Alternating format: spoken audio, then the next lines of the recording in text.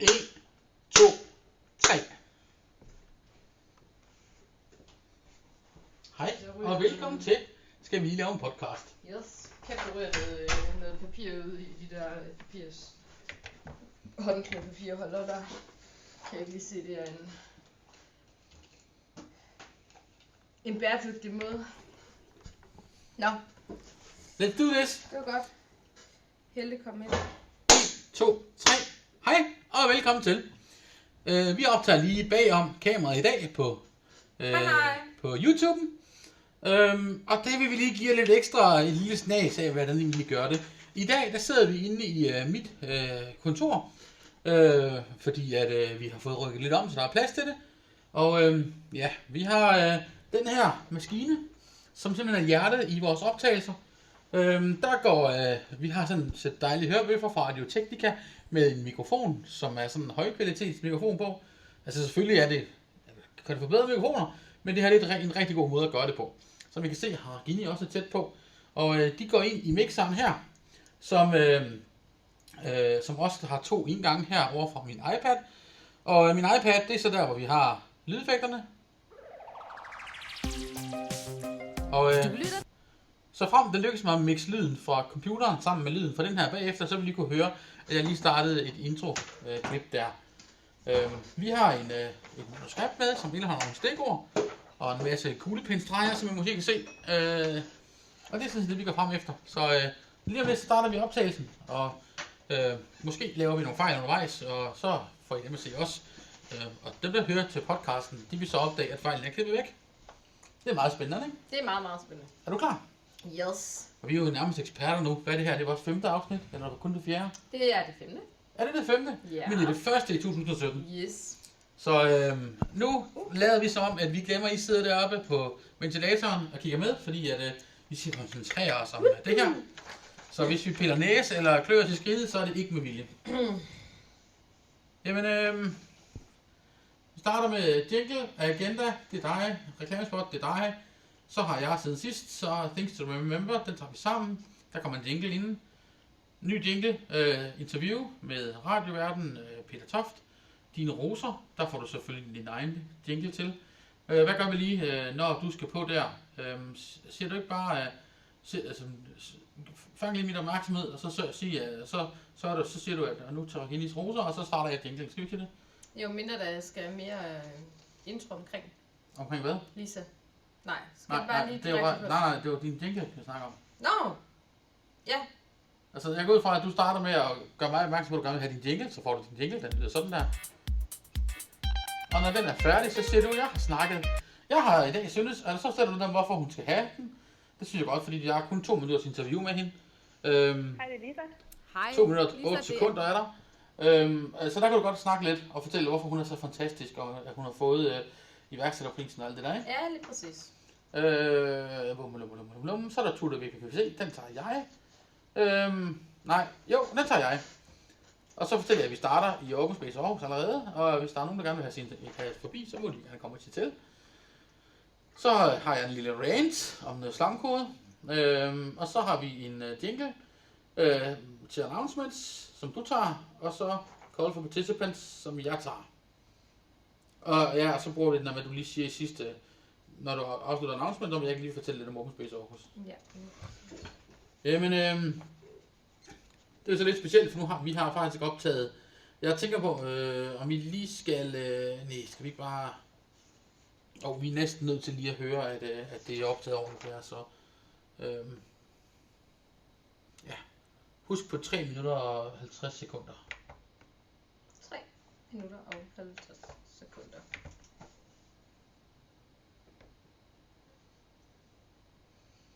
Ja, det var fint lyd. Jeg skal lige høre, at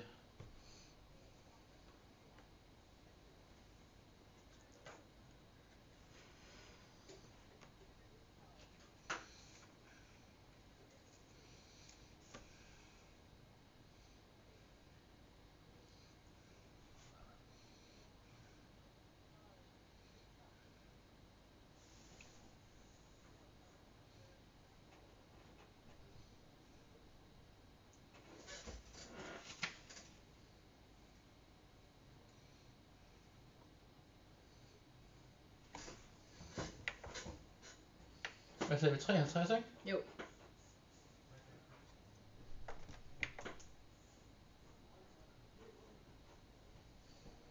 Nej, jeg vil lige have noget jingle med også.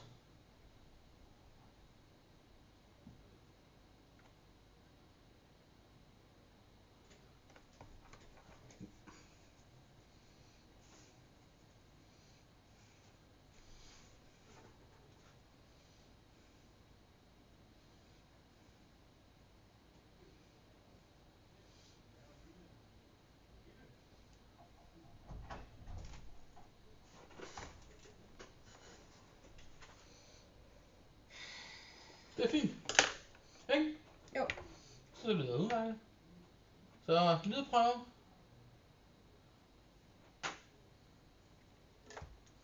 Hvad sagde jeg? 53?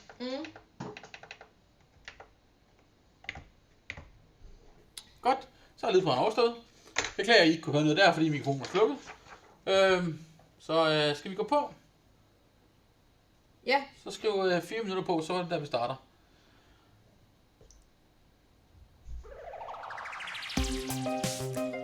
Du lytter til WordPress-podcasten. En podcast, der handler om WordPress, iværksætteri og tech. Men mest af alt om WordPress for det danske WordPress-community. Tillad os at præsentere dagens værter. Ragini er en af WordPress-podcastens faste værter. Hun er kreativ iværksætter, marketingentusiast og livselsker. Hun driver til hverdag en lille nystartet virksomhed inden for sine kernekompetenceområder.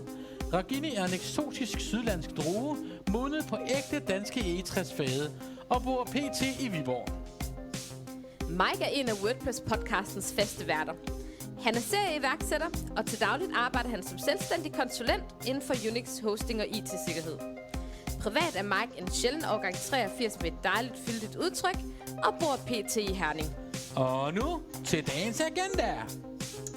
Og i dag lægger Mike ud med et par punkter. Derefter så skal vi høre lidt om tips omkring blogging.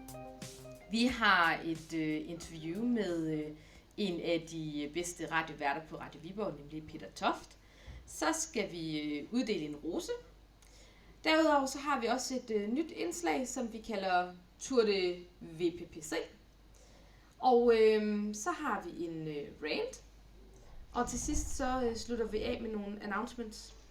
Og inden vi springer til Mike, så sender vi også en hilsen til Mikea Hosting og Mikea Studios, som sponsorerer vores udstyr og vores lokaler, hvor vi optager.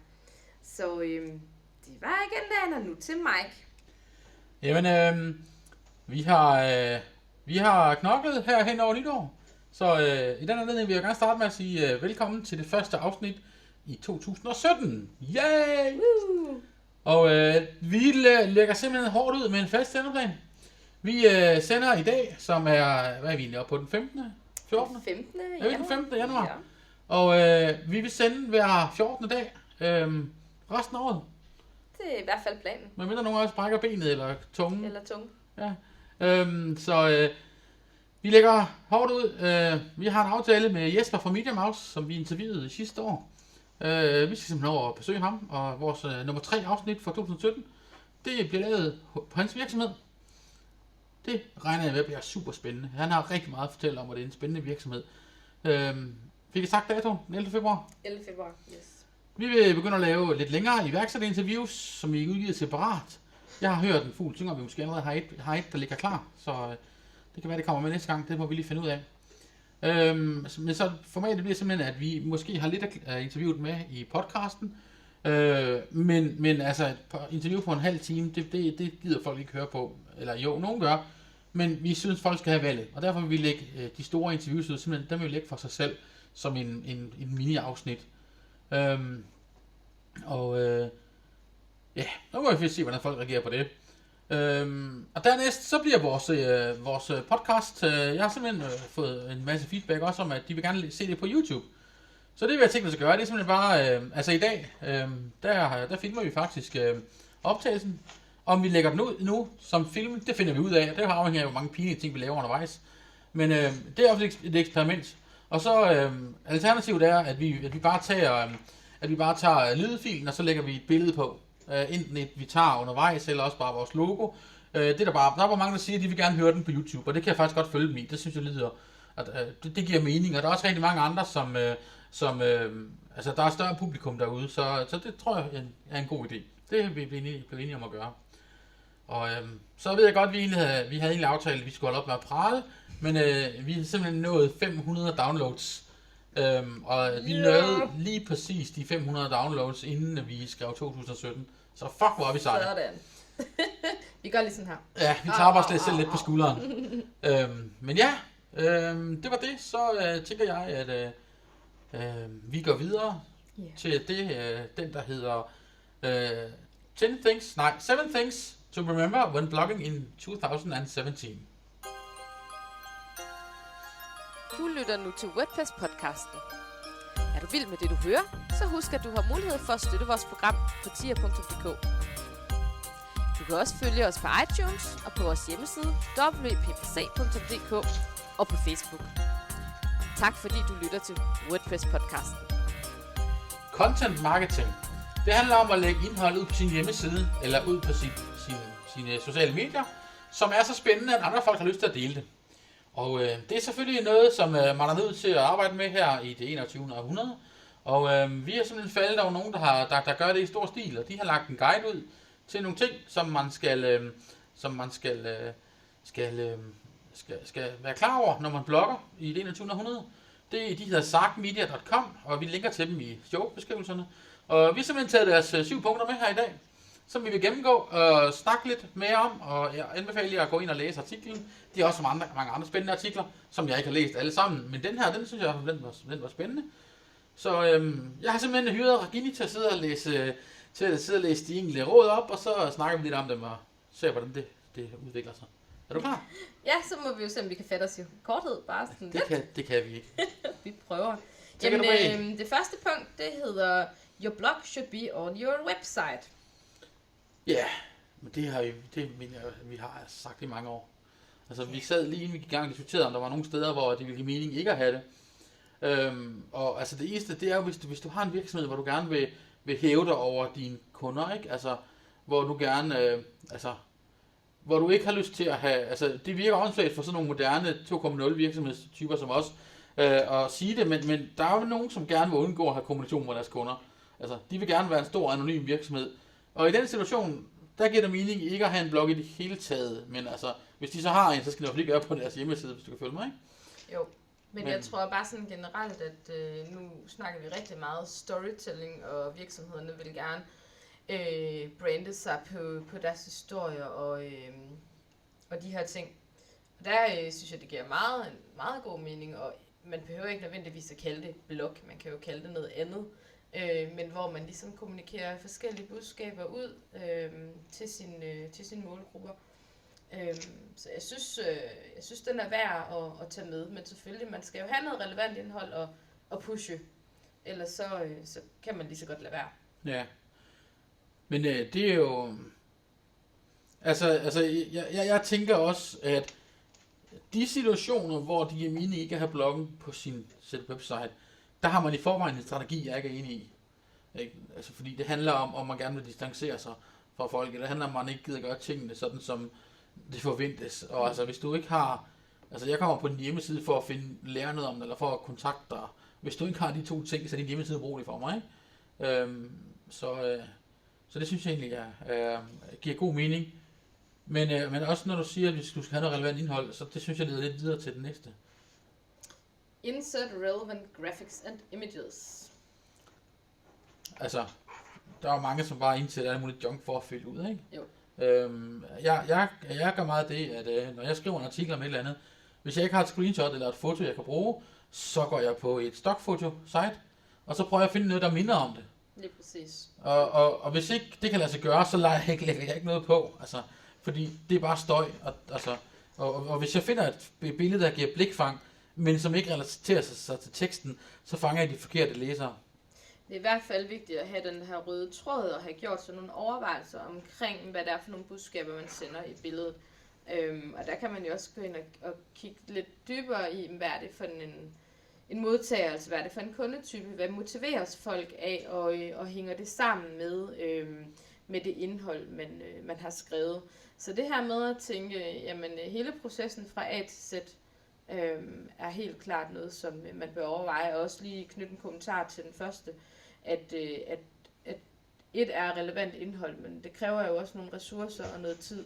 Og hvis man simpelthen ikke kan se, at det kan lade sig give sig, så synes jeg måske, det er bedre at vente og så gemme nogle af de gode idéer, og så begynde at skrive lige så stille. Men så kan man, når man har måske et katalog eller noget, begynde at pushe lige så stille. Så det er ikke nødvendigvis, at man måske har besluttet sig for, at man har en strategi, der skal og vil distancere sig eller gå i en anden retning. Det har måske også nogle gange noget at gøre med, hvad har man af ressourcer, når man både skal lave markedsføring for sig selv, og man skal styre sin webshop, og man skal også lige lave bogføring og lave salgsarbejde. Og det kunne faktisk være et argument for at ikke have bloggen på sin side, kommer jeg lige til at tænke på. Det kunne det. Fordi at jeg har en blog, en teknisk blog, som jeg har nævnt her før, specialhosting.dk, og det var specialhosting.dk, som handler om mine tekniske skriblerier. Det handler mere om, hvordan får man to ting til at fungere sammen, end det handler om at være sprogligt eller visuelt imponerende. Og de folk, der søger den her viden, de bruger nogle søgeord, som mine tekster de matcher på. Men de er fuldt med stavefejl, og hver anden artikel er på engelsk, og hver anden er på dansk. Og, jeg har vist nok også en, hvor jeg bruger lidt svensk og tysk. Og, så det er ikke vigtigt, hvordan det udformer sig, fordi mit publikum kommer efter den tekniske rå viden. Og de skimmer alligevel, at hvis jeg laver 10 paragrafer som indledning, så skimmer de alligevel henover dem og går direkte til koden. I det tilfælde, der kunne jeg faktisk godt forestille mig, at det kunne give god mening at skille. Det har jeg faktisk selv gjort, fordi den blog ligger jo ikke på mit firmadomæne. Den ligger og reklamerer på mit firmadomæne, men den ligger stadig for sig selv. Det kom jeg lige til at tænke, kom jeg i tanke om dengang vi snakkede. Og samtidig med, så sidder jeg også og tænker, at nu hvor vi filmer i dag, så synes jeg, at punkt 3 er meget underholdende, fordi det er jo lige præcis et kommentar til det, vi laver lige nu. Punkt 3, det er mix up types of content with images, podcasts, video and text. Altså, vi er jo helt i mål der. Hvad lavede du lige inden vi tændte kameraet? Hvad lavede du der? Med din berømte selfie-stang? Ja. Der tog vi nogle billeder. Yes. Og, den her, genial. Hey, hvis I ikke, jeg er der med på video, hvis I ikke har fået fat i sådan en selfie-stang her, så skal I tage og gøre det. Den er genial. Jeg sender lige en hilsen tak til Helena Ring, som har givet mig den her selfie-stang. Den, I love it. Ja, jeg må nok indrømme, jeg synes stadigvæk, den er lidt fjollet, men også, men også lidt smart. Mike, han var totalt imod, da jeg kom ind og havde den her med, og sagde, hej, det har du bare ikke gjort. Og så gik der faktisk ikke ret lang tid ind til, Regine, husk din selfie-stang. Så, altså, problemet er, når vi nu er 2, der optager, og vi gerne vil have en vært med, og vi gerne vil have et billede med alle 3 på. Dengang jeg skulle løse det problem, der kom jeg med 2 tasker med udstyr, og stativ, og en fjernbetjening, og et spejleffektskamera. Og så klarer hun det med sådan en skide pind. Altså, det. Lige præcis. Det er det, vi kan i dag, men helt sikkert i forhold til det her med at få nogle forskellige elementer koblet på.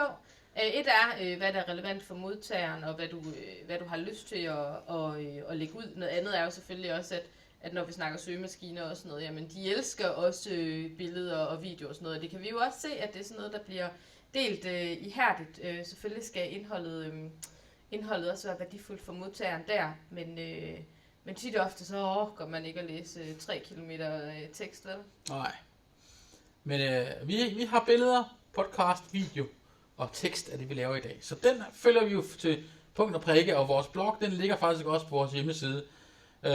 Og det billeder, vi har indsat, det billeder også, der sidder og laver det. Man kan argumentere for, at det måske ikke er helt relevant, men så alligevel, hvis du vil skrive en artikel om dronningen, så vil du også have et billede af hende, ikke? Så. Helst gerne i hvert fald. Så jeg synes, man selv har taget også. Ja, og vi har selv taget de her billeder. Så det synes jeg faktisk, at det er rigtig godt. Ja. Punkt 4. Understand who your audience is. Lige præcis. Der er vi også ret skarpe, er vi ikke? Det synes jeg. Det håber vi, at vi er. At dem, der lytter med, er folk, der interesserer sig for de her ting, som vi fortæller om.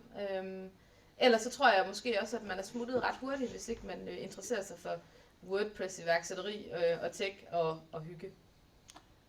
Altså det største, jeg kommer bange for, det er, at vi måske breder os for meget. Sådan at når vi snakker WordPress-tech, så keder vi egentlig iværksætterne. Og når vi snakker iværksætteri, så bliver de her stakkels programmører helt forpustet.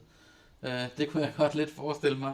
Men så kan man sige, så er det måske også der, hvor vi også skal lære, ligesom når vi lægger tingene op og sige, jamen altså lave de her agenda-noter, som vi gjorde sidste gang, hvor vi siger, men så mange minutter inde i podcasten, der kan man høre om det og det og det, så kan man ligesom selv sortere det fra, man synes, det måske er irrelevant for en, ikke?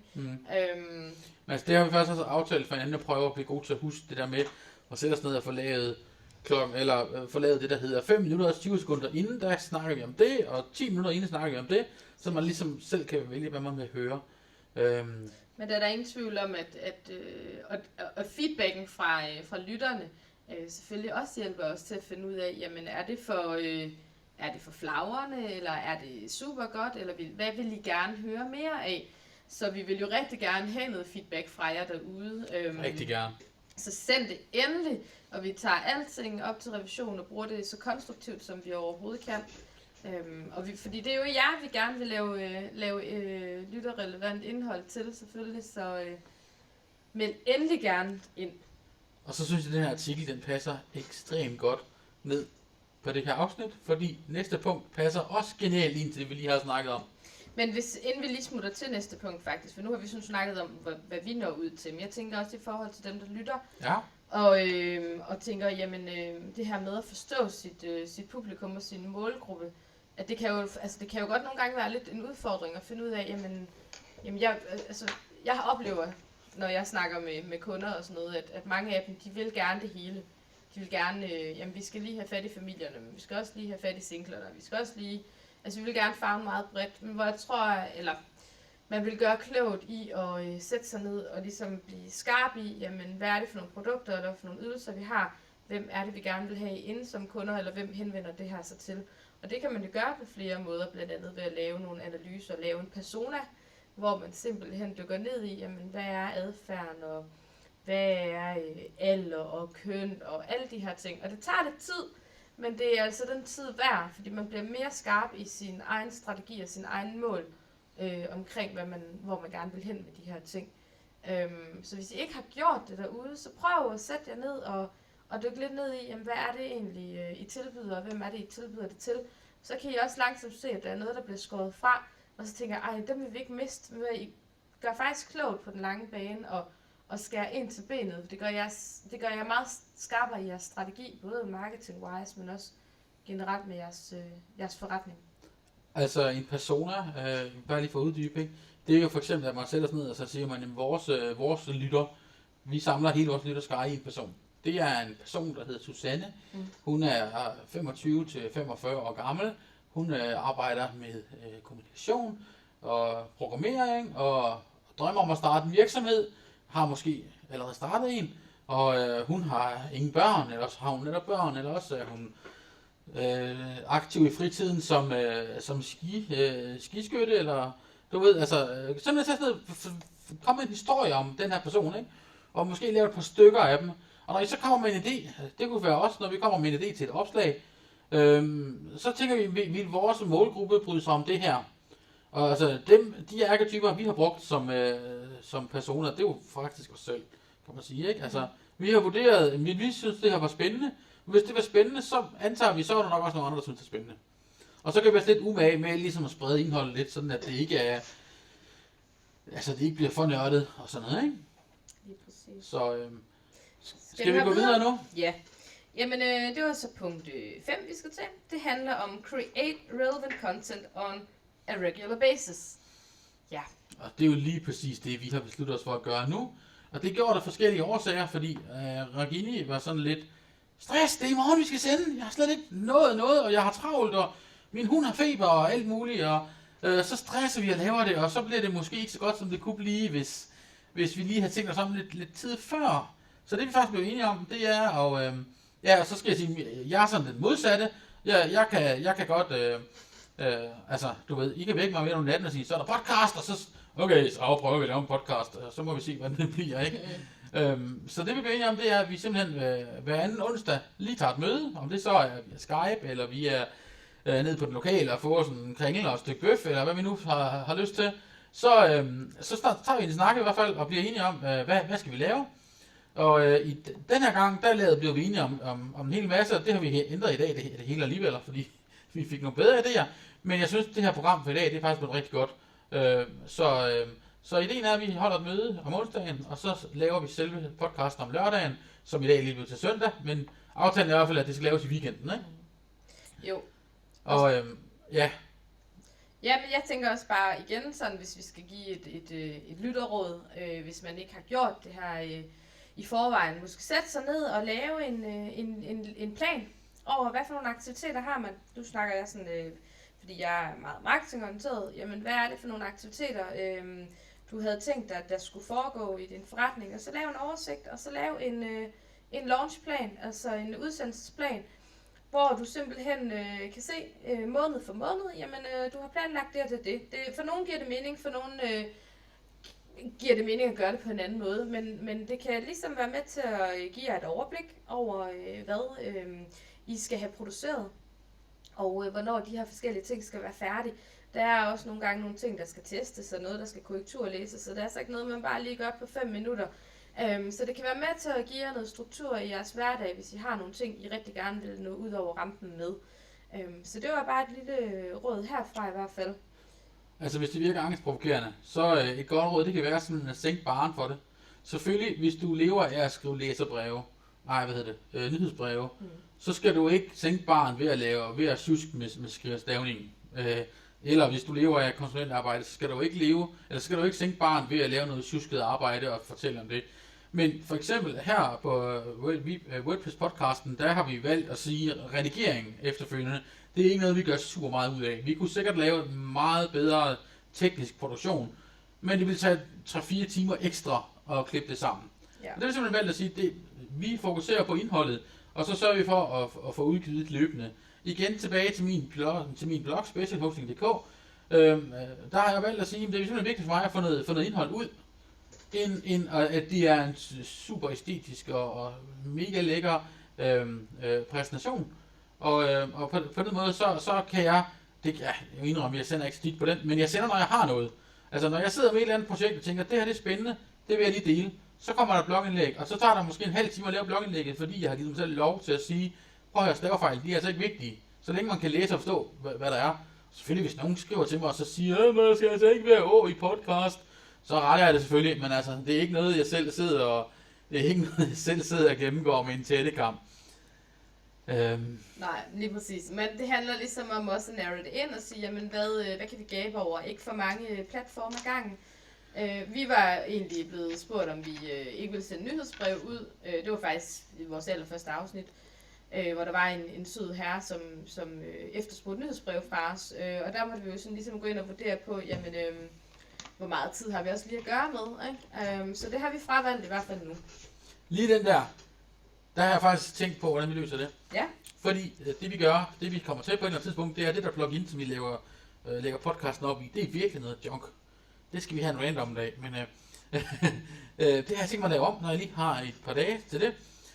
Og det jeg så simpelthen tænkt mig at gøre, det er simpelthen at lave et flow. Der gør lige snart, der kommer et nyt podcast op. En ny podcast, en eller et. Et podcast afsnit. Ja, det var et afsnit, ja. Ja, men når der kommer, men når man ikke ser afsnit, så hedder det vel bare en, gør det ikke? Jo. Når der kommer en ny lydfil op på serveren, yes. Så laver den selv et nyhedsbrev, som bare indeholder overskriften og et link. Og den laver selv en Twitter-besked og en Facebook-besked. Alt det der. Alt er bare automatiseret. Det jeg har sådan en lille, jeg har sådan en, jeg bliver lidt tændt på automatiske ting, altså det kan jeg godt lide, og jeg kan godt lide at automatisere dem. Så det har jeg faktisk, jeg har ikke sagt det til dig før, så det er totalt take med. But I like it. Men lad os komme videre. Ja, vi kommer til punkt 6, ikke? Ja. Understand what the point of the content is. Der må jeg sige, der er jeg blank. Ja, hvorfor gør vi det her? Ja, det var, fordi vi simpelthen ikke havde andet at bruge vores tid på. Ja. Ej, men altså, vi er ude på at promovere os selv. Altså, det må vi indrømme. Altså, vi vil gerne fortælle verden, hvor hardcore vi er til det her. Og så synes vi også, det er sjovt, og det er underholdende, ikke? Jo. Og det jeg i første omgang får ud af det, det er, at vi kommer rundt og møder nogle mennesker. Og det synes jeg er fedt. Men altså, som vi også har sagt i nogle af de første afsnit, så er det selvfølgelig, altså dels er selvfølgelig også for, altså, at vi kommer ud med vores stemmer og sådan noget, men det, der ligger til grund for den her podcast, er jo også det her med, at vi brænder for noget. Vi har en passion for iværksætteri og WordPress, og du har en kæmpe passion for tech, ikke? Det er ligesom det, du er, og du kan. Så til UG, kryds og slange og alt muligt andet, men det her med at dele ud af vores viden. Altså, jeg har det sådan, at også når jeg sidder og nørder i WordPress og sådan noget, ikke, så støder man ind i nogle udfordringer, nogle problemstillinger, som jeg godt kan sidde og tænke, jamen, hvis der var nogen, der havde lavet noget nemt materiale, eller noget, der var nemt at tilgå, så fik jeg nogle hurtige svar. Og nu vores er lidt længere, ikke også? Jeg er helt enig med dig, men den underliggende grund er stadigvæk, at vi bygger et netværk op. Ja, absolut. Altså det er rigtigt nok, altså hvis du vender dig om og ser på lytterne, de lytter, fordi de får hjælp til nogle ting. Men vi gør det, vi hjælper jo, fordi det bygger også et netværk. Og det kan være en dag, vi mangler at arbejde. Vi kan råbe ud og sige, er der nogen, der vil ansætte en som mig? Det kan være en dag, vi mangler nogle ansatte. Vi råber ud og siger, er der nogen, der kunne tænke sig at være med? Altså, og det er jo, det her, det er jo en platform, vi arbejder på. Vi arbejder på at lave en platform for communityet, for os selv og for folk, der hjælper. Og det vil jeg mene, altså, ja, vi søger sponsorater, og vi har et indslag på tier.dk, som vi skal nok egentlig på at nævne. men det er jo ikke det. Altså, det er jo ikke derfor, vi gør det. De der par 100 kroner, vi kan skrave sammen om måneden, det batter jo nærmest ingenting. Men det der batter derimod, det er, at det åbner døre og siger, vi laver det her, og det gør, at vi får et netværk og lærer nogle folk at kende. Og det synes jeg er mega fedt. Vi har allerede blevet inviteret relativt mange steder hen, og det synes jeg er fedt. Og det er i hvert fald det, der er mit. Det er min. Det er det, jeg gerne vil. Jeg vil gerne lave et community, et sundt og stærkt community, eller et netværk, om du vil, ikke? Jo, altså det tror jeg også, det man kan sige, altså det er også der, hvor jeg synes, vi supplerer hinanden meget godt, fordi man kan sige, det er måske din sådan store overordnede vision, hvor fordi jeg havde jo ikke en dyt forstand på podcasting, da du kom og spurgte, om jeg ikke skulle være med, hvor jeg tænkte, at det kunne være også en fed måde, det her give and take, ikke også, og formidle nogle ting, som forhåbentlig giver nogle andre noget værdi, fordi ellers så kunne man jo bare sidde og plapre, ikke, men det her med ligesom at sige, jamen altså, jeg har nogle udfordringer, nogle problemstillinger, men dem må der også være andre, der sidder med. Kunne man lave noget indhold, hvor man giver noget til folket derude, ikke? Så det er jo en kombination. Det ene kan jo ikke, altså det står ikke alene, synes jeg. Men rent personligt, så er det også noget, der udvikler os begge to. Det må kan jeg jo mærke. Altså både, jeg er blevet bedre, nu laver jeg også 2 podcasts, men du er også blevet bedre. Og jeg kan mærke, at jeg selv er blevet bedre. Hvilket er stort, fordi det kan man som regel aldrig. Altså, jeg ved ikke, om du har prøvet det, men altså, når man går til dans, eller jeg har gået til taekwondo, og jeg synes bare, at jeg var en klumpe dumpe, der ingenting kunne.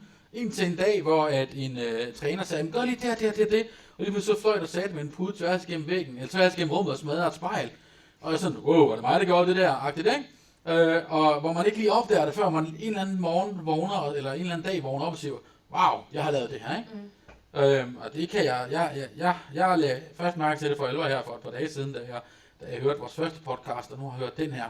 Og nu sidder jeg kan nærmest ikke vente med at lave nye jingles, fordi det du skal lave nye jingles. det kommer snart. Ja. Nu har vi, det har vi kommet til at sige nu. Vi laver nye jingles her indenfor.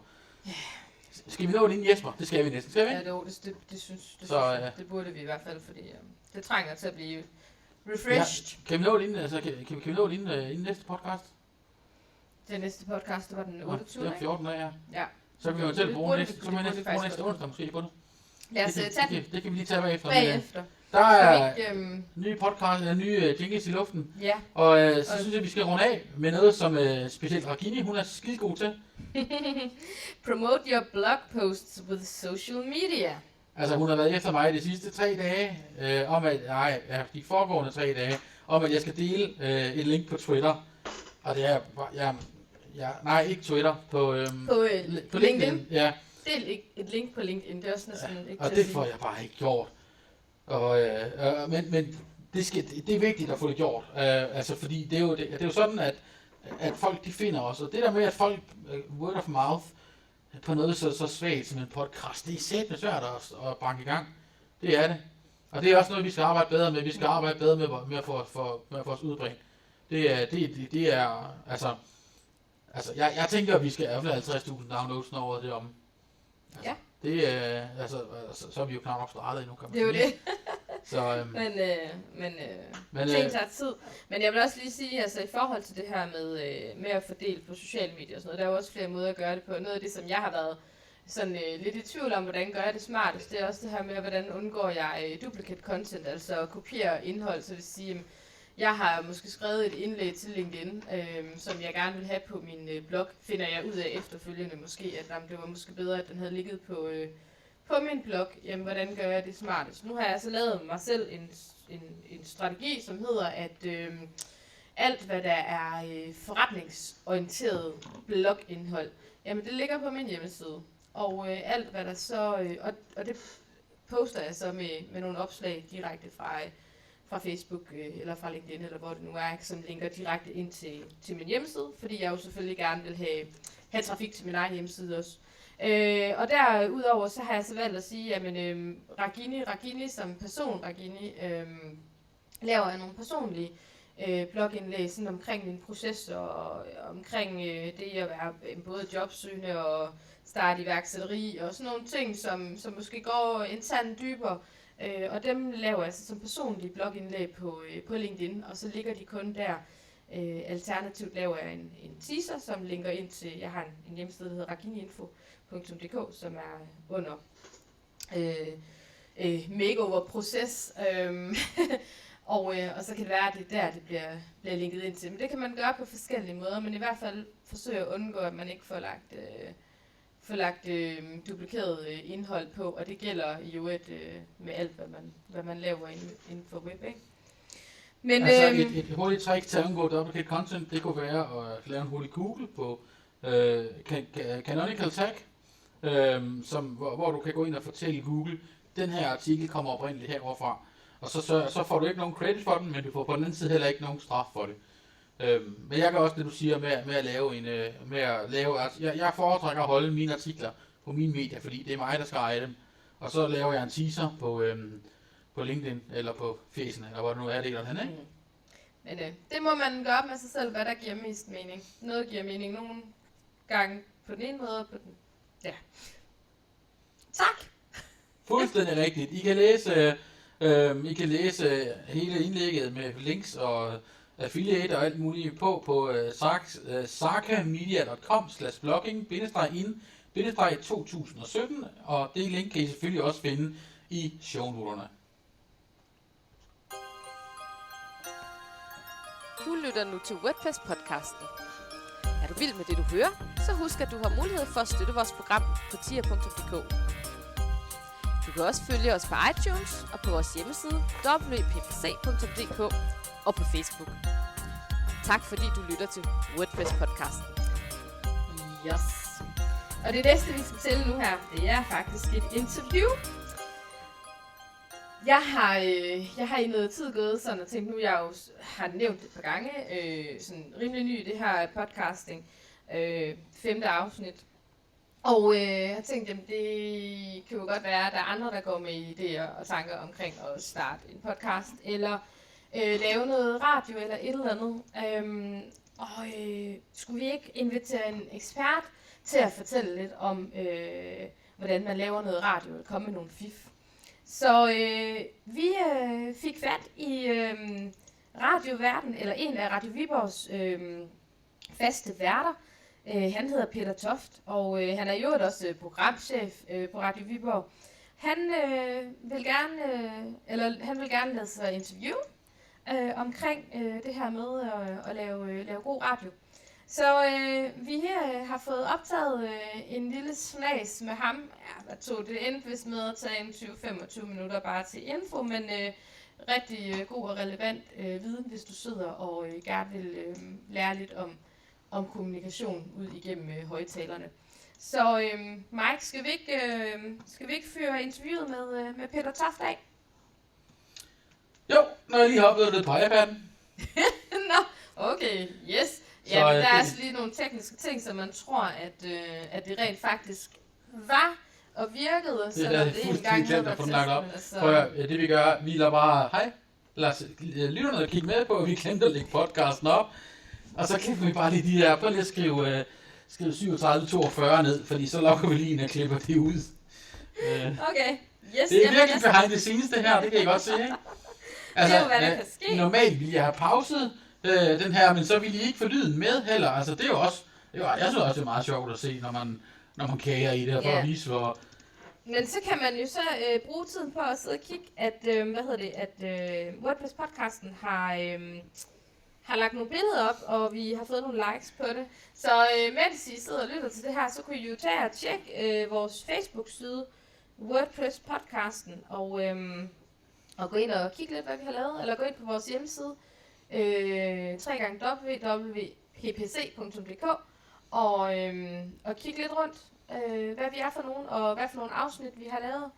Og så kan du jo være klar til at høre dem, hvis du ikke har gjort det i forvejen. Jeg ved simpelthen ikke, hvad jeg har tænkt her. Det er simpelthen, vi brugte så lang tid på at redigere. Det kunne jo også ske, at du bare ikke havde tænkt. Det kan jo ske. Nej, vi brugte så lang tid på at redigere det indslag med roserne, interview med Lisa. Ja. Og det er så en anden sjov ting ved at se videoen. Det ved lytterne ikke på nuværende tidspunkt, at det er hende, der får rosen. Men det er det. Så det er meget sjovt. Så nu må I jo vente og høre, hvem Lisa er. Men inden Mike han får afsløret det hele. Jeg kan ikke engang se, hvad det er, fordi du har... Ja, men... Det er jo lige meget, fordi YouTube-videoen kommer først på efter podcasten er lagt op alligevel. Ja, lige præcis. Så det er jo ikke altså, så slemt er det jo heller ikke. Nej, men altså... Det er jo Men nu står der importing tracker, men det er også bare, fordi du snakker så længe med ham. Det er jo fandme af næsten... Ja, hvad har vi her? Nej, jeg har lige sagt det. 25 minutter. Radio Viborg, det er Peter. Hej, det er Ragini. Hej så igen.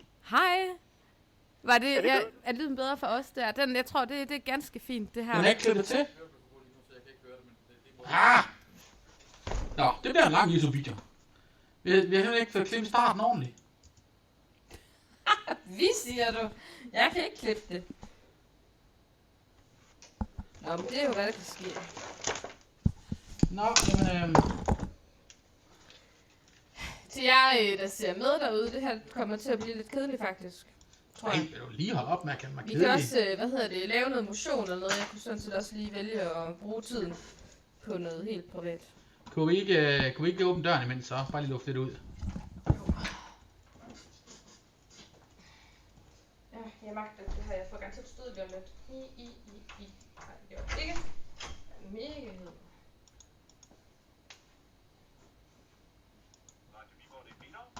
Hej, det er Ragini. Hej så igen. Hej. Var det, er lyden bedre for os der? Jeg tror, det er ganske fint, det her. Hvad gør en god... Og blandet der en gang eller to, det er altid. Ja, ikke også? Bare en lille... Det er Peter.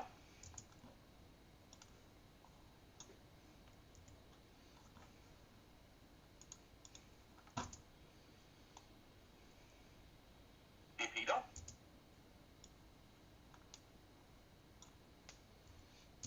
Det er Peter.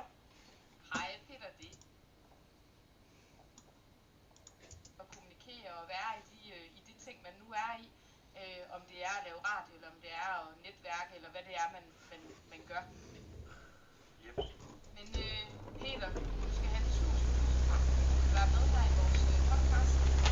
Det var så lidt, og Peter vil spænde på rigtig god af det. Tak og lige måde og hilse på Joe.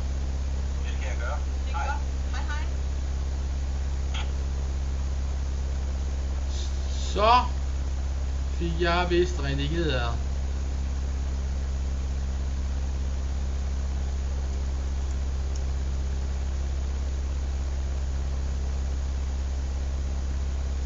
Ja, så er det sådan, at det nogle gange. Det vi ikke har i hovedet, det må vi have i klipperummet jo.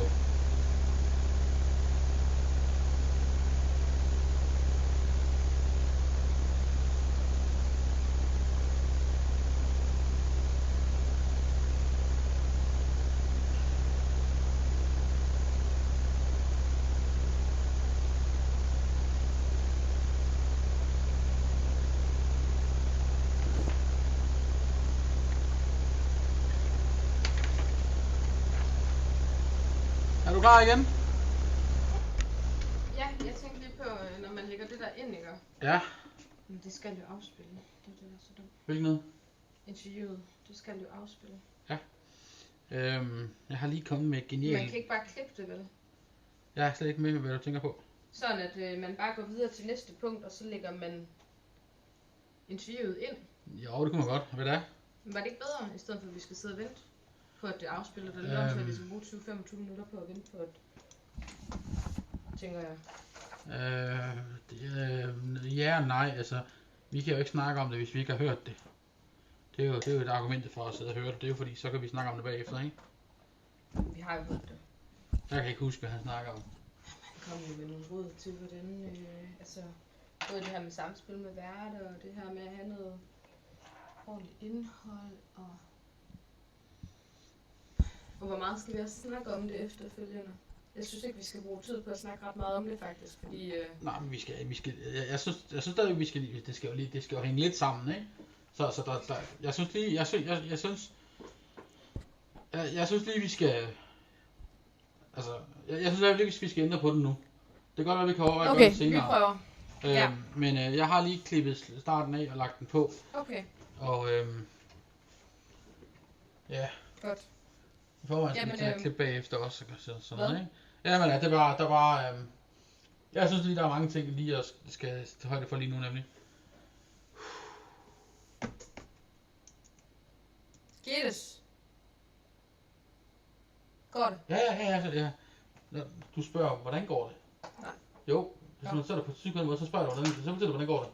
Nej, det så havde jeg sagt, vi gittes. Er du sikker? Ja. Nå, jamen det er okay. Så, jamen det går også godt nok, nu er du spurgt alligevel. Så laver vi en her, der hedder Peter. Den gennemgik jeg ikke lige i starten, men vi har sådan en sød lille i-pade her. Og der har vi lavet sådan, at vi sådan har de forskellige lyde herinde, som vi kan trykke på. Og så fyrer den simpelthen lyden over i vores mixer. Og så kan I høre en jingle. Skal vi gå on air igen? Jeg skal have de rigtige hører på. Skal du lukke der? Ja, der er ikke nogen her nu. Tror jeg, hvis der er, vi skal have luft. Jamen, så lader den stå på klem måske. Sådan at det ser ud til, at vi arbejder, ja. Men... Vi kan bare slippe den i, hvis der kommer nogen. Hvis der kommer nogen. kommer ind og siger hej, bare knak. Okay. Ja, så må vi... Ja, det er godt, vi kan klippe igen. Ja. Men jeg var stille lige dengang, du sagde, skal vi starte den, så der kan vi klippe. Jeg kom ikke. Jeg ved bare, vi kom fra. Det var 37-47. Ja, og så gør vi bare det, at så klipper vi bare... Nu er vi stille, og så starter jeg, så klipper vi bare alt det imellem væk på den optagelse, men ikke på den optagelse. Okay? Mm. Så pil over hårdt, bliver du skrive 46, og så starter jeg Peter, når jeg har været stille i 20 sekunder. Ja, 2 sekunder. Ja, bare lad være stille lidt. Det er Peter. Hej Peter, det er Regine fra WordPress-podcasten. Hej Regine. Hej, og tusind tak, fordi du vil være med her på et interview med os. Det er vi altså rigtig glade for. Det var så lidt. Peter, du er jo programchef og vært på Radio Viborg. Det skal lige siges, jeg er gigafan. Men det ved du nok godt i forvejen. Nu har du jo lidt specielt navn, Regine, så jeg kan godt huske, at du har blandet dig en gang eller to. Det er altid. Ja, ikke også? Bare lige lidt. Nå, og det er jo ikke hver dag, at vi sådan får lov at have en professionel radiovært med ombord. Og grunden til, at vi egentlig gerne vil lave det her interview med dig, det er for det første, så er vi jo selv nystartet podcast, og det her det er vores 5. afsnit. Men det kan jo også være, at der sidder nogle podcastlyttere derude, som går med tankerne om at kaste sig ud i enten at lave radio eller podcasting. Så vi tænkte, at det kunne være lidt interessant at få sådan en som dig med ombord til at give lidt fif omkring det at lave radio. Så kunne du ikke sådan præsentere dig selv lidt og fortælle lidt om, hvad gør en god radiovært? Jo, og tak, tror jeg, fordi det er jo så dermed også indirekte siger, at jeg er en af slagsen. Tak for det. Jeg har lavet radio siden 1998, så det er jo efterhånden i så lang tid, at min radiokarriere den kan tage kørekort. Det er en del år, og de sidste mange år, 8-9 år, har det så været på Radio Viborg, som så navnet indikerer, sender fra Viborg og er landets pt. 5. største lokalradio med omkring 120-25.000 ugenlige lyttere. Her laver jeg morgenradio sammen med min morgenmarker, som hedder Malene Rind. Og det vil sige, at jeg står sådan ret tidligt op, 5 dage om ugen, for at være klar i radioen fra klokken 6, og Malene faktisk allerede fra klokken 5. Ja. Så det er sådan lige min radiomæssige baggrund. Sådan, der må man sige, at det er på med træskoen, og så bare derudad fra tidlig morgen. Ja, det er det meste af året mørkt, når jeg står op. Ja, og især nu, ikke også? Jo, men lige nu der er det jo nærmest mørkt, når man tager hjem også, men det er jo noget helt andet. Ja, det er jo det. Peter, kan du ikke fortælle sådan lidt om, hvad er god fortællestil og sådan noget? Fordi noget af det, som vi oplever, når vi sidder her og laver podcast og sådan noget, det er jo det her med, at vi skal finde ud af, hvad er den gode historie, og hvordan får vi formidlet det? Men vi har sådan tænkt, at der må jo på en eller anden måde nok ligge noget fortælleteknik, man kan gå ind og kigge på. Ja, altså vi vil sige, der kan jo være mange forskellige former for god fortælleteknik, og der er de røvhuller, der er simpelthen så heldige, at de fra naturens side bare er helt fantastisk til at fortælle historier. Det er sådan set lige meget, om det er eventyr til børn, eller om det er at lave radio, eller om det er at snakke til en forsamling og holde et foredrag. Så er der bare nogen, der har ordet i deres magt, og det kommer dem nemt, og de kan digte på stedet og alt muligt andet. Og så er der andre, som skal læse op på teknikker og teorier og forberede sig rigtig meget. Og man kan jo sådan ligesom prøve efterhånden at lære om sig selv, om man er den ene eller den anden slags. Men god fortælleteknik er jo helt basalt. Det siger jo sig selv, at det er at fortælle på en måde, hvor folk, der lytter med, ikke har lyst til at holde op med at lytte med. Som radiovært eksempelvis, så den allerstørste cadeau, man kan få, er i virkeligheden jeg kan huske en gang, vi fik en mail fra en lytter, som skrev, ej, hvor er I træls, jeg kom 20 minutter for sent på arbejde, fordi jeg var nødt til at blive siddende ude i bilen og høre, hvordan det hele det endte, og chefen blev skidesur, fordi at jeg ikke var kommet ind til tiden. Og det er jo en af det største skulderklap, man kan få, fordi man har haft gang i noget, som folk ikke har haft lyst til at forlade. Og så ved man har ramt noget rigtigt. Hvad den gyldne formel er, den er svær. Jeg vil sige noget indlevelse, nogle sproglige billeder, altså sørg for, at folk kan sætte billeder på det, du fortæller om. Vi plejer at sige, at radio er det stærkeste visuelle medie. Det lyder mærkeligt, fordi man kan jo ikke se noget, når man laver radio. Men hvis du ser eksempelvis en tv-reklame, så får du lyden, du får billedet, du får det hele. De har bestemt, hvordan kvinden, der sælger vaskepulver, hun skal se ud, om hun er tyk eller tynd, og hvilken hårfarve hun har, og om hun har en blomstret kjole på, eller en rød kjole på, og om hun i øvrigt virker sådan lidt tiltagende, eller man bare synes, hun er træls, for at sige det på godt jysk. Men i en radioreklame, der danner du dine egne billeder. Og det er meget, meget stærkere end nogle billeder, der bliver serveret for dig. Og det, at når vi står og fortæller historien om en charmerende fyr, der inviterede sin kæreste på Valentins date til Paris, eller et eller andet, ikke? Så vil hver kvinde få sit eget billede af ham her manden inde i hovedet. Og det vil sige, at han bliver jo i grov træk nærmest drømmemanden for alle kvinder, fordi han bliver lige præcis, som de synes, han skal se ud. Og det er jo nok også en af grundene til, at mange eksempelvis synes, at sådan noget som Ringenes Herre, eller Harry Potter, eller mange andre de her meget, meget populære bøger, der bliver filmatiseret. Jo, det er gode film, men der er også nogle ting, der skuffer, fordi man havde ikke lige forestillet sig, at Gandalf, han så sådan ud, eller at Hermione, hun var sådan, fordi inde i sit hoved havde man lavet nogle billeder selv. Og nu er der så nogen, der kommer og sætter nogle konceptbilleder på, og det er ikke sikkert, at de passer sammen med de billeder, man havde. Det er jo fortælleteknikken i de første bøger, der gør, at man har dannet sig nogle meget, meget stærke billeder. Så husk for guds skyld nogle gode billeder. Det skal ikke blive påtaget. Okay. Der er ikke noget værre.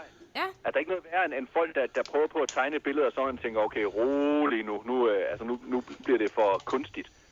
Men gode, troværdige billeder, det er noget af det stærkeste, synes jeg, i fortælleteknik. Ja, det lyder meget interessant, og også på en eller anden måde lidt udfordrende, men det er jo altid godt med nogle udfordringer. Det leder mig faktisk videre til mit næste spørgsmål, fordi det er så det her med, du sådan er inde på, at man fanger lytterens interesse, men der skal vel også der skal vel noget relevant og noget godt indhold til, for at det ligesom kan lade sig gøre. Har du nogle råd til, hvordan, eller nogle eksempler på, hvordan I gør, når I skal ud og finde indhold til jeres radioprogram, og hvad det er, der trigger lytterne til at blive hængende? Altså, som udgangspunkt kan man sige, hvis man er en god fortæller, hvis man er en god vært, så kan man gøre det meste til godt og relevant indhold. Men der er ved Gud noget, der er noget nemmere at gøre til godt og relevant indhold end andet. Altså, vi rykker en del ud af vores studie og laver live radio fra alle mulige andre steder. Det er klart, at det kan være noget nemmere at lave god live radio fra en stor koncertbegivenhed, end det er at lave god live radio fra en bank på en helt almindelig tirsdag eftermiddag. Men vi har gjort begge dele, og det kræver bare, at man griber det lidt forskelligt an, og at man måske ved banken er lidt mere opmærksom på, hvordan gør det her interessant, fordi det er en bank som udgangspunkt ikke. Så det meste kan gøres interessant, men noget kræver mere arbejde end andet. Altså det gode indhold, det kommer jo også an på i høj grad, hvem man skal levere det til.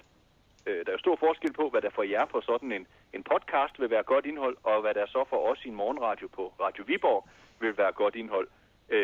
Blandt andet så har vi jo et af vores allervigtigste filtre, som vi ligesom vurderer indhold ud fra, det er det lokale.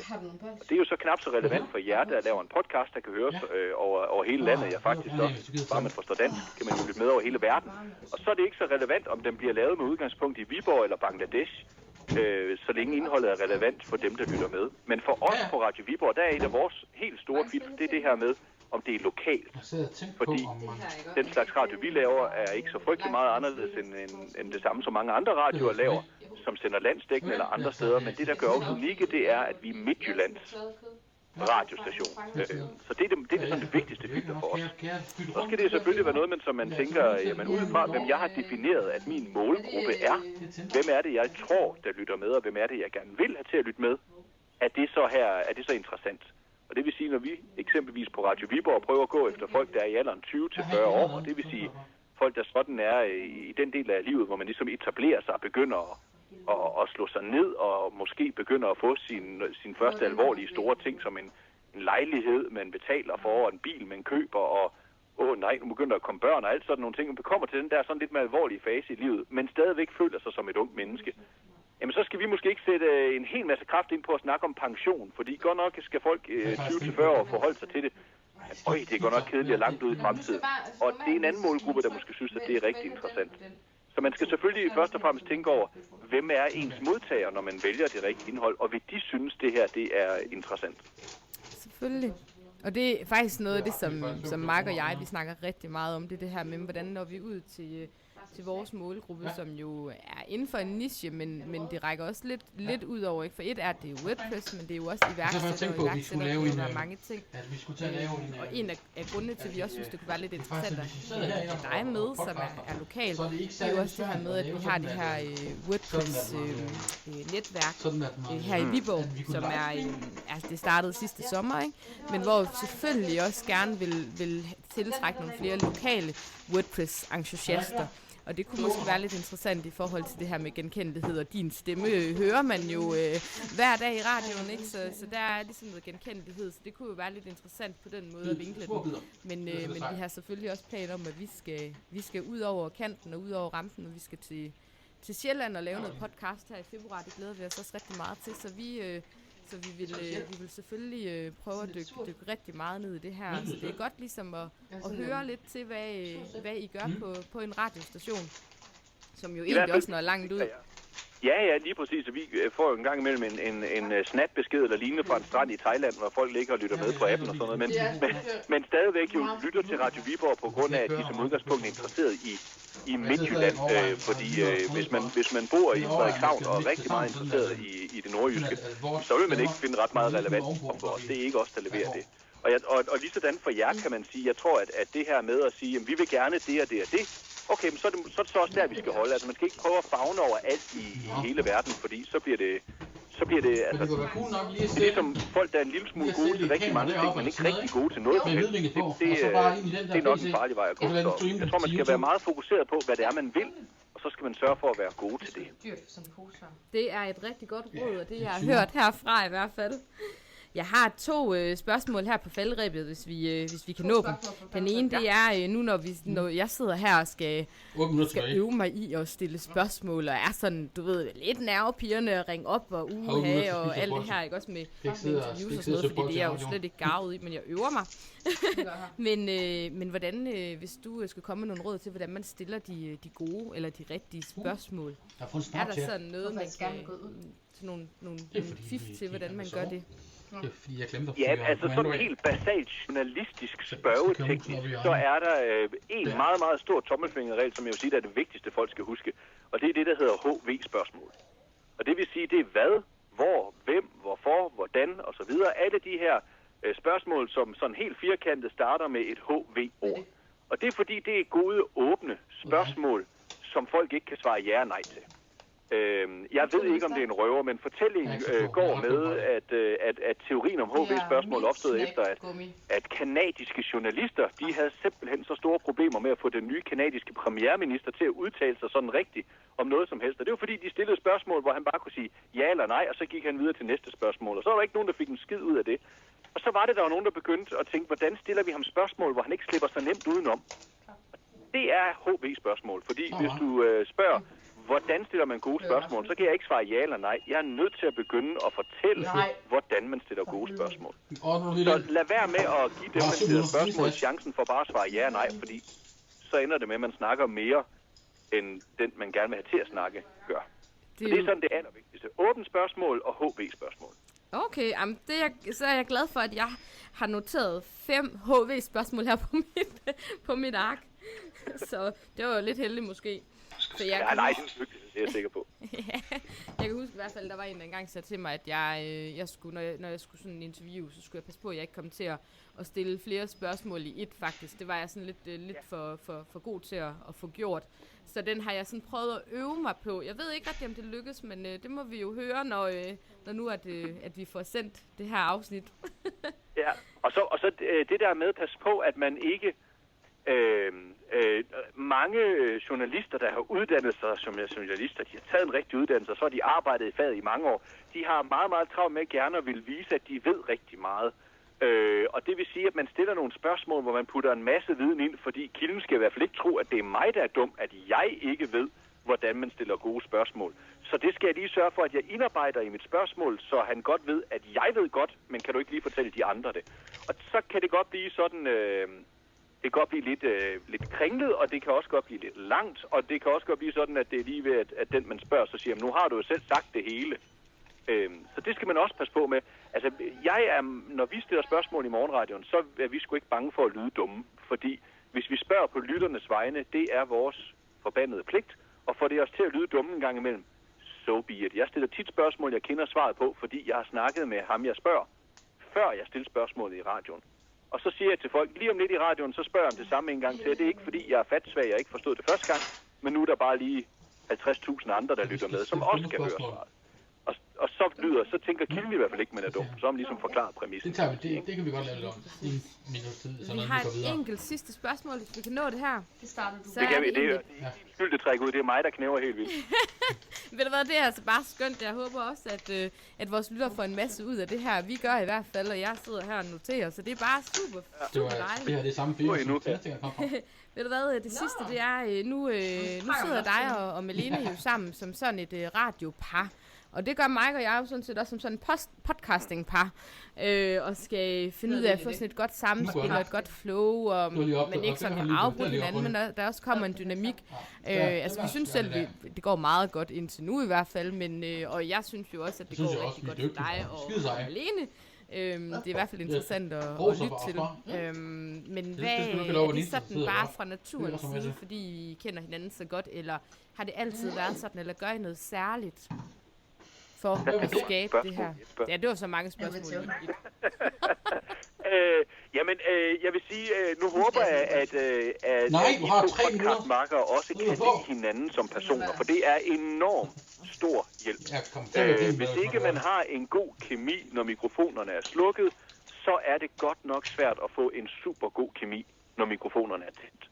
Så det rent faktisk at svinge som personer er en enormt stor fordel. Og jeg tror, en af grundene til, at heldigvis mange synes, at Malene og jeg fungerer godt sammen i radio. Det er fordi Malene og jeg fungerer godt sammen som mennesker. Vi sidder ikke på skødet af hinanden og spiser lasagne sammen hver tirsdag aften eller noget i den retning. Men når mikrofonerne er slukket, hvad end det er under udsendelsen, hvor vi sidder og snakker, eller efter udsendelsen, eller hvis vi møder hinanden eller til et arrangement sammen, så svinger vi bare rigtig, rigtig godt sammen. Og det at have en god kemi er altafgørende.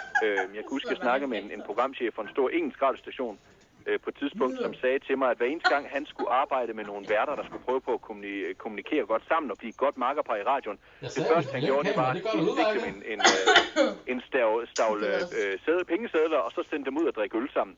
Og de skulle ikke stoppe, før at de ikke kunne snakke rent mere. Fordi det at have været ude og buller sammen, man åbner op, og man fortæller nogle ting, som man ikke fortæller på kontor, og man får skabt nogle fælles historier sammen, ikke? Ud at te sig lidt tosset og komme hjem bagefter, så har man det at snakke om, nej, og ham der, og det var da også helt tosset, ikke? Og det er ligesom en julefrokost på arbejde, at det giver noget efterfølgende. Også giver noget ballade til julefrokost, men forhåbentlig giver det også noget godt efterfølgende, at man om mandagen snakker sammen, og og han var det også, og det var da sjovt, og dengang er det væltet og sådan noget, ikke? Og man får noget historik sammen, og kemien skal gerne være der, og jeg tror, det er vigtigere at have en god kemi, end det er at arbejde på koncept og ved med hinanden. Når det så er sagt, at det er på plads, så kan man bagefter ligesom finde ud af, hvad er hvis rolle er hvis, ikke? I store radioshows, så er der måske en, der er the funny guy, og en, der er the likable woman, og så kan der være der er lidt seriøse, som måske har nogle nyheder, og der kan man have nogle meget karikerede roller i store radioshows, hvor man måske er oppe på 3, 4, 5 hverdage, men så er det så the funny guy, der skal godt nok meget til, før han ligesom bliver sådan helt oprigtig og taler fra hjertet, for ellers så er han typen, der altid vil være lave sjov med alting. Hvorimod at den sådan meget hjertevarme kvinde, hun aldrig nogensinde kunne finde på at sige, de er også bare skidetræls. Fordi det er slet ikke hendes karakter. Men så begynder man at arbejde i sådan nogle meget store setups, så det begynder at blive lidt påtaget. Jeg vil sige for jer, jeg håber, I har det godt sammen, og hvis I har det, så lad være med at tænke så meget over resten. Det tror jeg nok, vi har. Har vi ikke, Mark? Nej. Jo, altså, vi har jo startet den her podcast her, fordi... Hvad siger du? Ellers så må I ud og drikke øl. Ja, men vi arbejder på sagen. Så ja, vi har jo startet den her podcast også, fordi vi begge to har en fælles interesse, ikke? Og så er der en rigtig god kemi, og det håber jeg også, at det brænder igennem, når man lytter til det. Men alt i alt, så synes vi i hvert fald, at det går meget godt indtil nu. Så vi arbejder selvfølgelig videre, og vi tager alle dine gode råd til os. Det har været rigtig interessant at høre om. Jamen, jeg håber, folk fik ud af det, dem der hænger på endnu. Ja, det kan vi helt sikkert, og det tror jeg også, vores lyttere, de kan bruge det her til i hvert fald, og men ikke andet, et eller andet, også i forhold til bare det at være menneske og kommunikere og være i de ting, man nu er i, om det er at lave radio, eller om det er at netværke, eller hvad det er, man gør. Jeps. Men Peter, du skal have tusind tak, fordi du vil være med her i vores podcast. Det var så lidt, og held og lykke med den, og rigtig god dag til jer. Tusind tak, og i lige måde, og hils på stationen. Det skal jeg gøre. Det er godt. Hej. Så det vi skal gøre, det er, at vi skal stille nogle spørgsmål, og vi skal drikke nogle flere øl. Ja. Og bare være selv. Ja, det er hvad. Det var det. Nå, altså den er ret på den mikrofon, yes. Den har det med at hoppe væk. Det er fordi, jeg skal sidde her. Men det var egentlig meget spændende, og så jeg godt lide, når han fortæller med, at der er mange, det der med, at man kan lave forskellige roller og sådan noget, men når vi kun er os to, så bare være som vi er, og det synes jeg egentlig også fungerer meget. Ved du, om han har hørt i vores podcast inden? Nej, jeg opfordrede ham til det, han nævnte det faktisk ikke. Nu var det jo også sådan lige tight, kan man sige. Jeg tror det ikke. Det kunne være spændende at arbejde på at få nogle... Men det kommer han til nu. Ja, det gør han selvfølgelig. Ja. Men det kunne være spændende at prøve at få fat i nogen, ligesom ham, og få den til at høre vores podcast og give os feedback på det. Lige præcis. Det kunne være rigtig spændende. Ja. Men jeg synes faktisk, det var rigtig spændende interview. Det var måske lige overkanten af længden. Det var måske et af dem, vi skulle have lagt ud for sig selv. Det kan vi stadig ikke nok gøre, ikke? Men, nu prøver vi det af den her gang, og så må vi jo prøve at se, hvordan der ledes fremadrettet. Ja, men sådan, ellers sådan 10-15 minutter vil være meget passende her i podcasten, og så have de gode lange, fordi det er jo fedt, at der kommer så meget indhold, og så kan man jo ligesom vælge det ud, man synes, man kan bruge. Så tusind tak til dig, Peter Toft, hvis du hører med endnu en gang, fordi du havde lyst til at bidrage. Ja. Skal vi springe videre? Jamen, jeg har hørt, der er en, der har noget sødt at sige til nogen.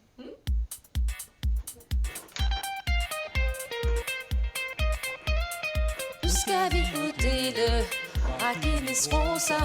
Nu skal vi uddele Ragilles roser. Nu skal vi uddele Ragilles roser.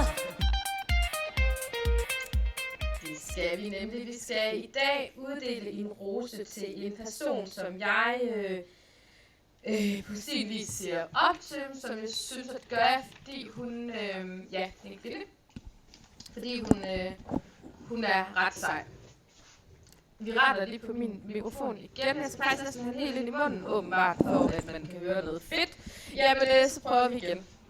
Hvis I ikke fik det med derude, så uddeler jeg en rose til årets kvindelige iværksætter 2016.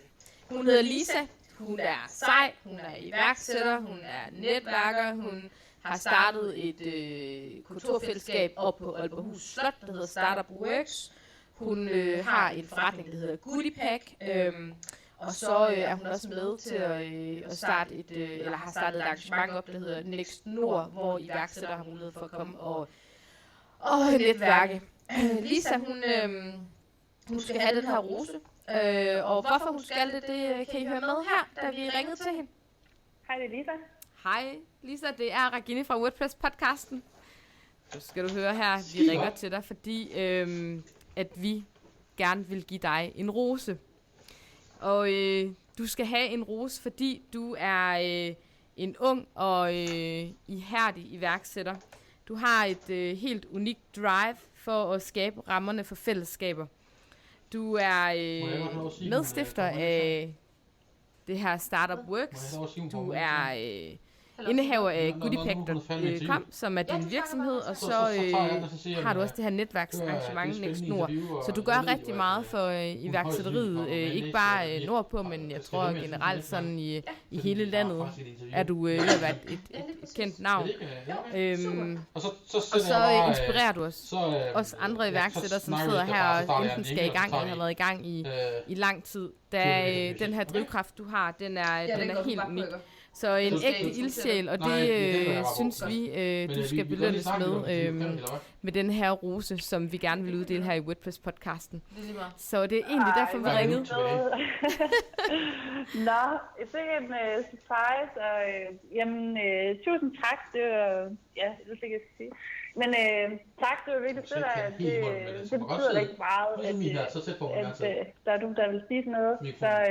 Så det er jeg selvfølgelig mega glad for. Tusind tak, fordi at I gør det. Så håber jeg, at det kunne inspirere nogen til at tage noget initiativ.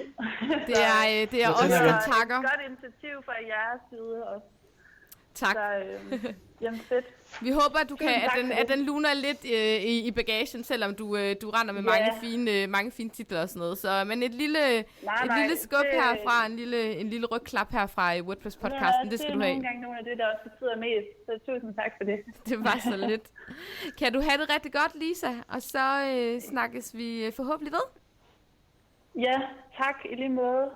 Det er godt. Hej. Tak fordi I ringede. Hej. Ja, det var faktisk lidt fantastisk, at folk bliver så glade for en eller anden ukendt podcast. Ringer og siger, at de er fede. Men det gør det jo. Ja, på den gode måde, men det gør det jo bare sjovere. Altså, det betyder, at man har lyst til. Altså, hvis man kan gøre folk glade, ikke? Altså, det synes jeg føles rart i maven. Ja, det ligger også nogle følelser bag det for os. Selvfølgelig gør det. Vi vælger jo nogen ud, som vi synes har gjort det rigtig godt, ikke? Så det er dejligt at kunne få lov at give. Og så kan vi jo godt afsløre, at vi faktisk allerede har et interview liggende med Lisa, som skal med næste gang. Ja. Og det bliver nok også det første, som kommer ud som i selvstændigt iværksætterinterview. Fordi hun var godt nok glad for at snakke, og det var rigtig fedt, fordi vi fik jo simpelthen hele historien med. Men der er så nok ikke plads til, altså... Der vendte vi med lidt over en halv time eller sådan noget, ikke? Altså. Hendes? Eller var det? Vi endte på 55 minutter. Ja, og så klipper vi lidt fra, altså vi er på 45 minutter og sådan noget. Så det kan jeg godt glæde jer til. Så er der en lille teaser. Ja, og hun er sindssygt inspirerende, og Lisa har altså virkelig noget erfaring i bagagen. tror også, det hun jo... Ja, nu er det faktisk pinligt, jeg ikke husker, hvor gammel hun er, men jeg tror Hun er faktisk... yngre også. Jeg mener ikke, hun er rundet 30. Ja, jeg tror det ikke, men... Prøv at, hvis du siger 129 og 132, så synes hun bare, at vi er endnu fædre. Det satser vi på.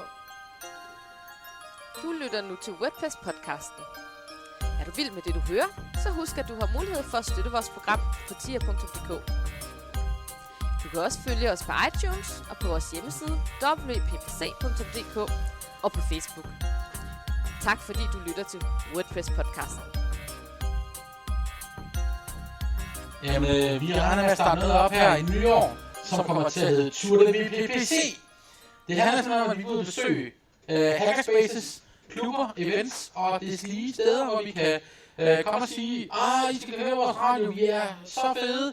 Og samtidig med at sige, har I lyst til at være med til at producere en non-profit open source radio, så kommer jeg med. Vi vil rigtig gerne have folk med, det er jo der, så formålet er at få nogle flere lyttere, og få nogle flere, hvad kalder det, deltagere, participants. Entusiaster. Vi starter allerede den 7. februar, der besøger vi Open Space Aarhus.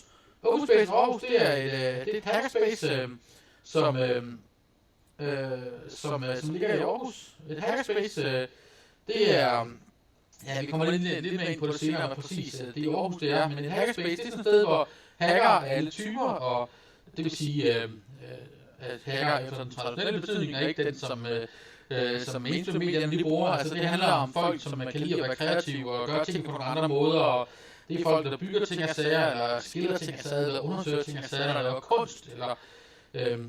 Der er også politiske aktivister, som typisk kæmper for frihedsrettigheder til... frihedsrettigheder til intellektuelle ejendom, og til at få lov at bestemme over sin egen software og sådan noget, ikke? Hvad var det, du sagde til mig? At hvis jeg skulle passe ind, så skulle jeg komme med lilla hår, stramtidende leder eller et eller andet. Så det ville jeg faktisk rigtig gerne ikke passe ind. Fordi det er der nemlig ikke andre, der gør. Og dermed har man sin egen.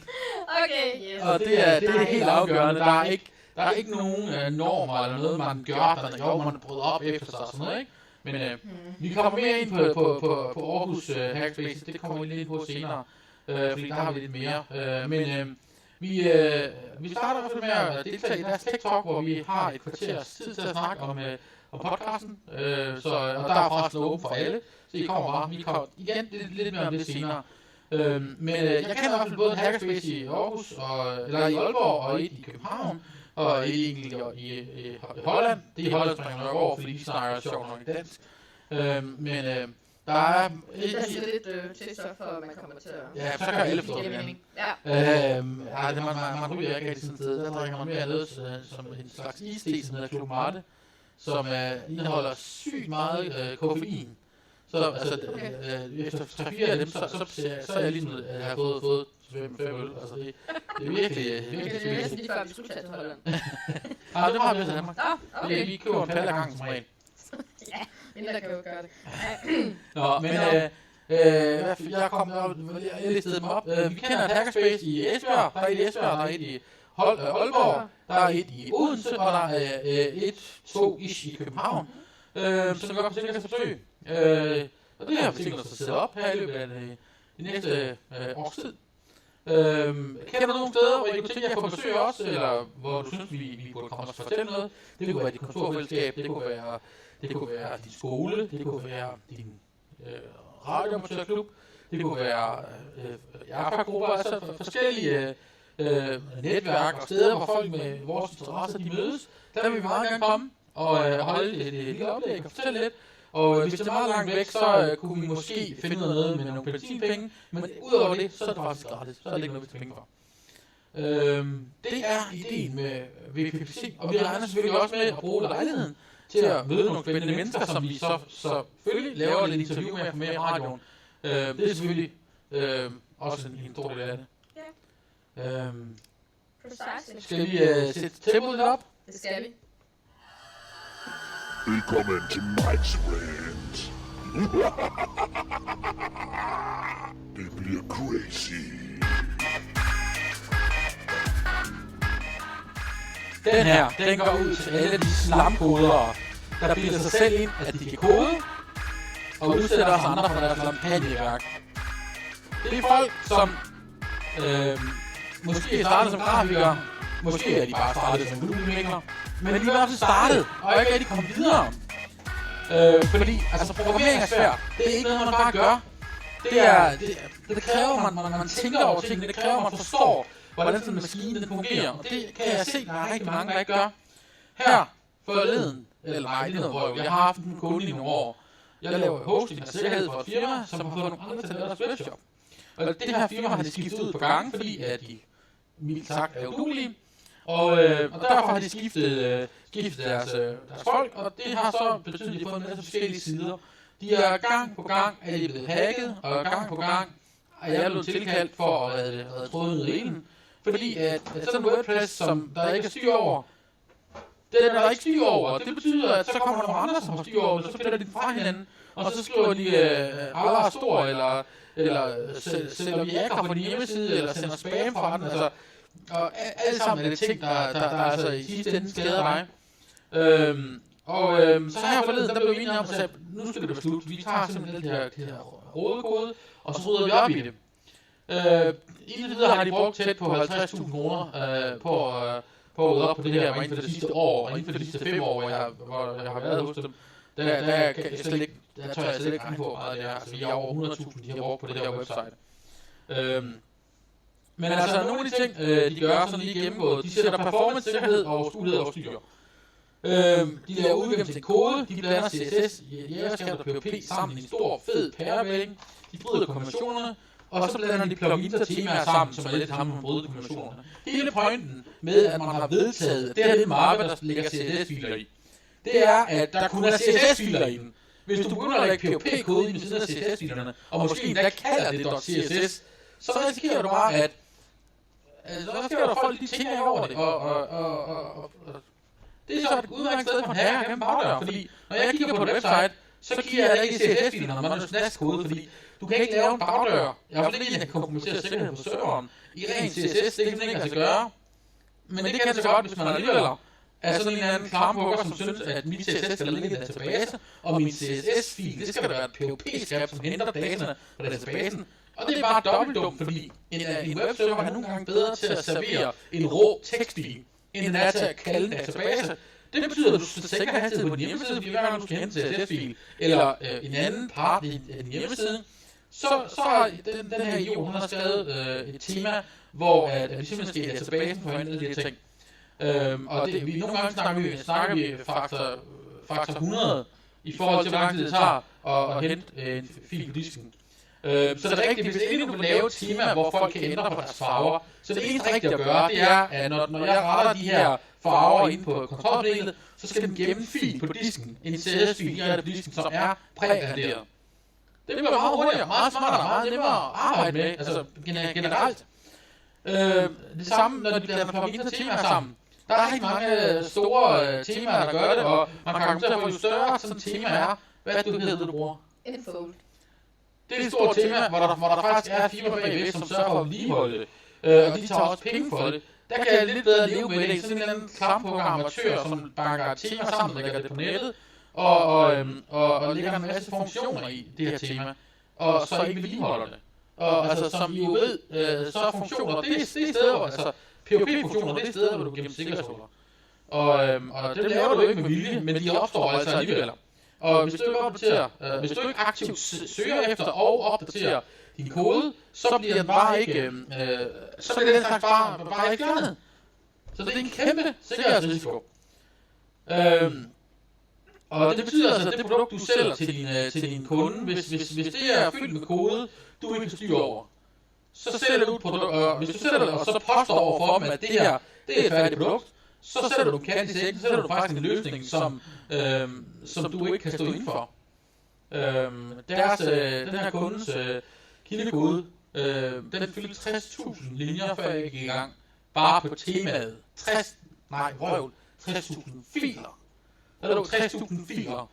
Da jeg var færdig, der var vi nede under 1.000. Og det er simpelthen noget, ja, altså. Når I laver et site til en kunde, så skal I enten selv, eller have en, der har styr på, hvad sker der. under hjælpen på det her. Hvis I køber den til en kunde, og I får support på den, fint, så har I nogen, I kan gå videre til. Hvis I køber den hos Team Forest eller lignende, og der ligger noget kode i, og der ikke er nogen supportaftale med, så ved du faktisk ikke, hvad det er, du har købt. Så har du købt katten i sækken, og hvis du sælger den videre til din kunde, så er det dig, der tager røven på din kunde. Det er dig, der er den professionelle, det er dig, som bør vide bedre. Og der er altså rigtig, rigtig mange klamhatte og svinepukler og flere hjemmelavede bandeord, jeg ikke lige har fundet på endnu, der ikke kan finde ud af. Og det er man fandme træt af. Eller det vil sige, jeg har tjent 50.000, men mine kunder er lidt utilfredse med, at de har spildt 50.000, fordi den hjemmeside, jeg købte, den virkede ikke.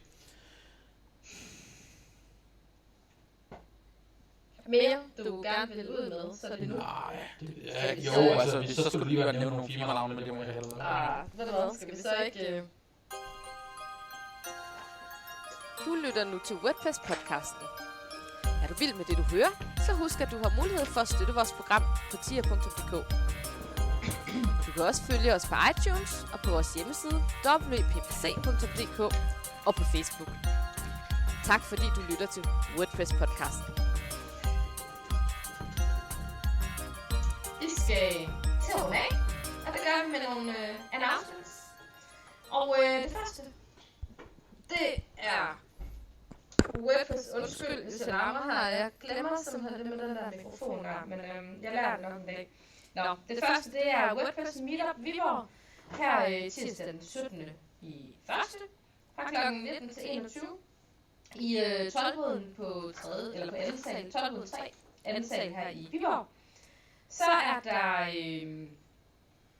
23. februar er der PHP Jotlands Typo 3 ved Systime, Søndagsgade 11 i Aarhus. Det er fra kl. 16 til 18. Så kunne vi se på Twitter, at nu er der kun 150 dage tilbage til WordCamp Europe. Det er nemlig fra den 5. til den 17. juni i Paris. Så hvis du ikke allerede har bestilt din billet og booket dit hotelværelse, så er det på tide at gøre det. Så er der WordCamp i London fra den 17. til den 19. marts. Det kom sådan lige lidt før. Så er der Open Space Aarhus, som Mike nævnte noget tidligere, som afholder sådan en Tech Talk Tuesday, som de selv kalder det T3-emner. Og der er blandt andet Nej, de kalder det T3. Så står der et komma, og så står der emner, som er en liste af de emner, vi skal snakke om. Yes, og så klår jeg. Nå, tak Mike. Undskyld. For den uddybelse. Ja, men sådan det. Okay, og der er på den agenda er der noget om 3D-printning af store objekter. Det synes jeg lyder ret interessant. Det er det også. Så er der noget med mikrokontroller, altså en mikrokontrollerprogrammering. Altså det er egentlig engelsk, microcontroller-programmering. Det er microcontroller-programmering, ja, man kan jo aldrig vide sig sikker. Så er der et punkt med os. Ja, det er fint dig. Ja, skal du fortælle lidt om, hvad der er, man laver? Ja. Og så er der generelt hygge og nørderi. Men Mike, nu nævnte du tidligere, at du ville fortælle lidt mere om det her TED Talk Tuesday. Er der mere? Og nu har jeg lige taget pipdøk i munden. Jeg troede, vi kunne lave et helt afsnit for en gang skyld, uden at nævne, at vi æder og drikker. Men åbenbart ikke. Nej, men så kan man se det på YouTube-videoen. Ja, det skulle jeg ikke nok. Vinker lige. Nej, men Open Space Aarhus, det er et rum, man kan melde sig ind i. Man kan bare komme, når der er åben. Man kan gå ind på hjemmesiden, osaa.dk. Link kommer selvfølgelig i beskrivelsen. Og altså, det koster 200 kroner, tror jeg nok det er, at være medlem. 100 kroner, hvis du er studerende. Og når du er medlem, så har du din egen nøgle, og kan lukke dig ind på alle tider af døgnet. Dernede, der er der nogle sofaer og nogle arbejdsborde. Der er alt, hvad du kan bruge af ladede instrumenter. Der er oscilloskoper og strømforsyninger og signal, generatorer, der er en drejebænk og CNC-fræser og laserskærer og et par 3D-printer. Ja, der er også en radioklub dernede. Der er nogen, der snart leger med walkie og andre typer for radio. Så det er sådan et rum fyldt med udstyr og nørder. Og det her er til 3 event, vi så holder en gang om måneden. Plus minus, hvis ikke vi har noget spil, der snakker om, så er vi helt aflysende og lave et dårligt event. Så det er ikke altid sikkert, den er der, men som udgangspunkt, så er den der. Og så bliver der lidt tegnet på mig af en anden årsag. Men i hvert fald, der kommer vi og snakker lidt om, hvad vi laver og ikke laver. Og jeg synes, at jeg kan få ringet op for så pænt, når vi har en med. Men som lille afslutning, så vil vi stadigvæk gerne have folk til at komme og hjælpe os. Vi har haft et ufatteligt dårligt tilbagevenden på det her. Jeg tror, der er 5 mennesker, der har over det hele, der har reageret på det her call for participants. Men det er jo selvfølgelig også en konverteringsrate på 1%. Det er vel meget okay. Jo, selvfølgelig. Har du lyst til at være med til at lave en podcast? Og det er nok, hvis du gerne vil være fast vært, ligesom vi er, så er det nok en idé at bo i nærheden. Eller har lyst til at køre til Viborg, fordi vi må nok indrømme, at de næste mange optagelser bliver nok lavet i Viborg. Men hvis du har et eller andet spil, du vil fortælle om, en virksomhed, vi kan blive rundt på, eller sådan noget, så vi vil selvfølgelig også høre fra dig. Har du lyst til at hjælpe med at skrive vores shownoter? Det har vi også brug for en til. Der må du gerne sidde til Bugtue eller på Grønland. Det er så op til dig. Men call for participants. Kom og giv en hånd. Vi vil gerne have flere, og desuden så skal vi hjælpe til at spise noget beef jerky. Exactly. Du har lyttet til WordPress-podcasten. Det gør dig til en af verdens bedste lyttere, og det er vi rigtig glade for. Husk, du kan støtte WordPress-podcasten med for eksempel 10 kroner per show. Læs mere på vores hjemmeside wppc.dk. Det var W som i WC, P som power, P som power igen, og C som citron.dk. Eller wppc.tier.dk, og det staves tallet 10 er.dk. Og det var Husk vi på iTunes. Tak fordi du lyttede til vores podcast. Jeg var lige startet for tidligt. Jeg vil faktisk bare runde det her af med at sige, at det her det var vores første podcast for i år. Ja, du skulle ikke have sagt det sidste, der bare sagt, at det var første podcast. Fordi så er det okay, vi kluner rundt i det, men... Altså, vi skal jo godt have den 15. maj. Jeg håber stadig ikke sjov, men... Hold da kæft. Hvor er dig? Men det var det, vi havde på programmet for denne gang. Vi håber selvfølgelig, at I har lyst til at lytte med i vores næste afsnit, hvor vi... Jeg har det. Det er første gang, vi gør det på video. Det er første gang, vi gør det på video. Det er derfor, du er nervøs. Eller... Vi vinker, og siger tak for denne gang. Tak for denne gang. Hej hej. Og til streamen. Hej hej.